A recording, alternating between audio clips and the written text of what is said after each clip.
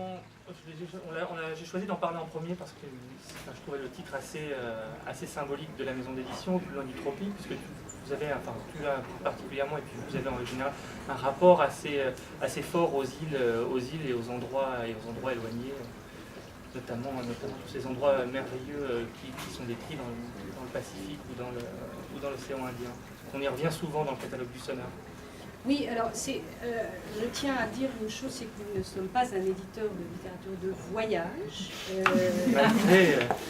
Et j'appuie mon affirmation, car finalement le voyage, je m'en fiche. C'est pas tant ce qui est important, c'est l'écriture qui accompagne un regard sur. Ça peut être Tahiti, ça peut être un pays non défini véritablement, enfin la France, mais comme dans le livre de Marc, peu importe. Effectivement, on va dire que l'ailleurs a une place, sans doute historiquement me concernant, mais il ne s'agit pas spécifiquement de... Enfin, cette thématique... c'est pas l'exotisme qui est là. Non, alors surtout pas. C'est pas une recherche de l'exotisme. Surtout pas, et alors au contraire même. Moi, je parlerais plus d'exil que de voyage. L'exil est une notion qui, d'un point de vue littéraire et d'un point de vue historique, qui m'a toujours profondément intéressée et concernée. Et l'exil peut être multifacette finalement. Il peut être effectivement géographique, mais il peut être historique, il peut être social, enfin, il peut être identitaire d'une certaine façon.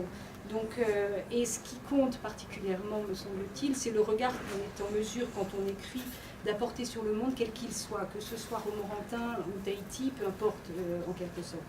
Il se trouve que par des affinités de la vie, on va dire, l'ailleurs a une place, mais il ne s'agit encore une fois aucunement de faire de la littérature de voyage. Nous ne savons pas faire ça, je ne sais pas faire ça, je ne dénigre pas ça, hein, mais c'est pas ce qui m'intéresse. Alors ça c'était le projet, enfin c'est le projet du catalogue, le courant de fond on va dire. Alors je vais m'adresser à Marc Villemain, puisque Marc tu as rejoint l'équipe plus récemment. Comment tu te positionnes par rapport à cette vision de la littérature et cette vision du catalogue du Sonneur? Je n'avais pas préparé celle-là. Ce qui m'arrange, c'est que je suis arrivé plus tard, comme vous avez dit récemment. Il y a 2 ans, peut-être. 2 ans. Non, mais c'est évident que si j'avais, moi, dans mes envies éditoriales, senti qu'il y avait un éditeur du voyage, je ne serais même pas tourné vers eux. Je vous ai connu, je crois, en vous adressant mon manuscrit. Non, où on se rejoint assez facilement, en dépit de nos nuances, nos appréciations esthétiques ou autres, c'est toujours la question de l'écriture. On revient en permanence à ça.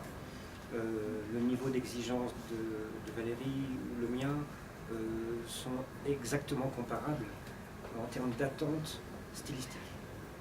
Alors évidemment, le style, qu'est-ce que c'est? C'est un jugement esthétique aussi fabriqué par le lecteur, bien sûr.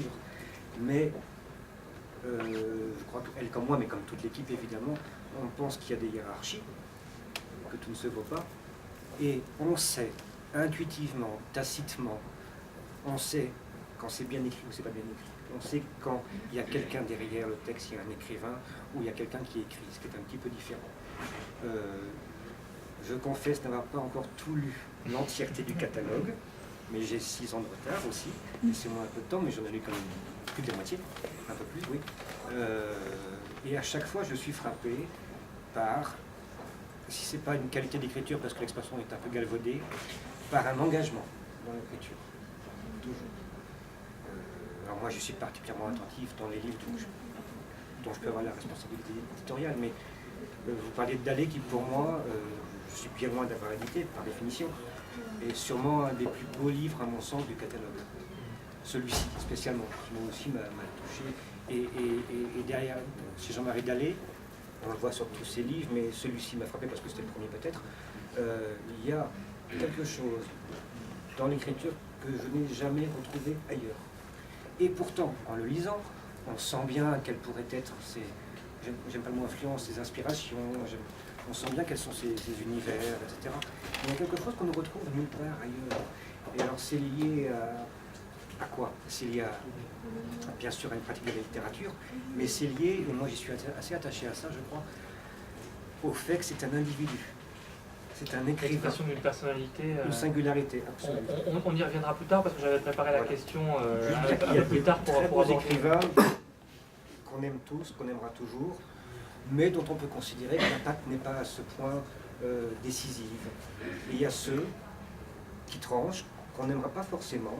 Jean-Marie Dallet est peut-être de cela, comme tu disais, comme tu suggérais, mais quand on aime vraiment parce qu'il y a quelque chose qui est absolument unique.